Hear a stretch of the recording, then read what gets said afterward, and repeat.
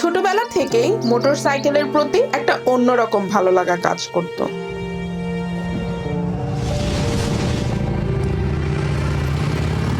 কেউ মোটরসাইকেল চালিয়ে গেলেই শব্দ শুনে বাড়ির সামনে দৌড় দিতাম দেখার জন্য। আমার খুব আগ্রহ ছিল যদি কোনোদিন মোটরসাইকেল চালাতে পারতাম। চালাবো তো অনেক দূরের কথা, ছোটবেলায় কখনো মোটরসাইকেলে বসার সুযোগই হয়নি। বাচ্চা বয়সে টায়ার হাতে ঘুরিয়ে খেলতাম, মা বকতো দেখলে এসব নাকি ছেলেদের খেলা। যখন একটু বড় হই তখন সাইকেল চালানোটা শিখে ফেলি, তখন বাসায় কেউ জানতো না। সাইকেল চালাতে আমার খুবই ভালো লাগতো, কারণ আমি ভাবতাম আমি মোটরসাইকেল চালাচ্ছি। আমি কখনো মোটরসাইকেল চালাতে পারবো সেটা আমার কল্পনাতেও ছিল না। যখন কলেজে ভর্তি হলাম তখন তো একটু সাহসটা বাড়লো। দু একটা সহপাঠীর বাইক ছিল, তবে ওদের সাথে তেমন সখ্যতা ছিল না, তাই সাহস করে কখনো কিছু বলতে পারিনি। এর মধ্যে দেখি আমার একটা ফ্রেন্ড বাইক কিনে নিয়ে আসছে। বাইকটা দেখার পরে ওরে বলতেছিলাম, দোস্ত বাইক চালানোটা শেখা। ও প্রথমে ভাবতেছিল আমি ওর সাথে মজা করতেছি, বারবার বলার পরে ও আমাকে বাইক চালানোটা শেখায়। আসলে ছোটবেলায় সাইকেল চালাতে পারতাম বিধায় বাইক চালানো শিখতে আমার বেশি কষ্ট ছিল না। বাইকের যে খুঁটিনাটি বিষয় খুব সহজেই রপ্ত করতে পেরেছি।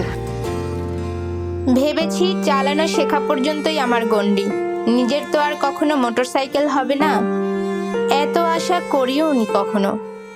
এর মধ্যে জানতে পারলাম জাতীয় মহিলা সংস্থা থেকে কিছু গরিব ও মেধাবী ছাত্রীদের ছাড়ে স্কুটার দিচ্ছে। আমিও টিউশনির টাকা দিয়ে স্কুটারটা নিয়ে ফেললাম। আমার স্বপ্ন তখন আমার হাতে, আমি এত খুশি হয়েছিলাম আসলে ভাষায় প্রকাশ করতে পারবো না। স্কুটারটা পেয়ে আমি অনেকক্ষণ কাঁদি সেই স্কুটার ধরে। শুরুর দিকে রাস্তায় স্কুটার নিয়ে বের হলেই মানুষ খুব খারাপভাবে তাকিয়ে থাকতো। আত্মীয় স্বজনরা অনেক কথা শোনাতো, কিন্তু আমি স্কুটার চালানো বাদ দেইনি।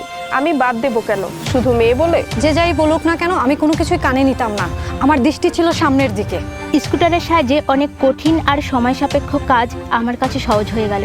সমাজের চোখে আঙুল দিয়ে দেখিয়ে দিলাম একজন ছেলে যা করতে পারে আমিও তা করতে পারি। বিয়ের আগে আমি খুব ভয় পেতাম যে উনি ব্যাপারটা কিভাবে নেবে।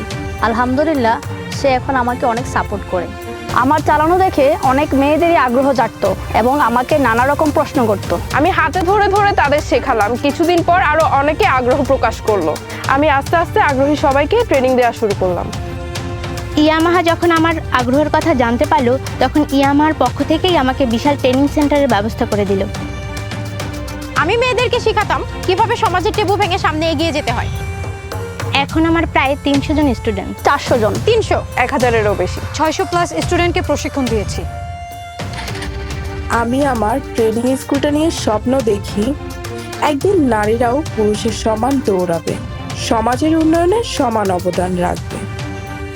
যে সাহসের আলো জ্বালিয়ে সামনে যাবার প্রেরণা পেয়েছিল তারা, সেই আলো ছড়িয়ে দিচ্ছে সমাজের নানা শ্রেণী পেশার নারীদের মধ্যে। এভাবেই আলোক পত্রিকা হাতে নিয়ে এগিয়ে যাবে আমাদের নারীরা।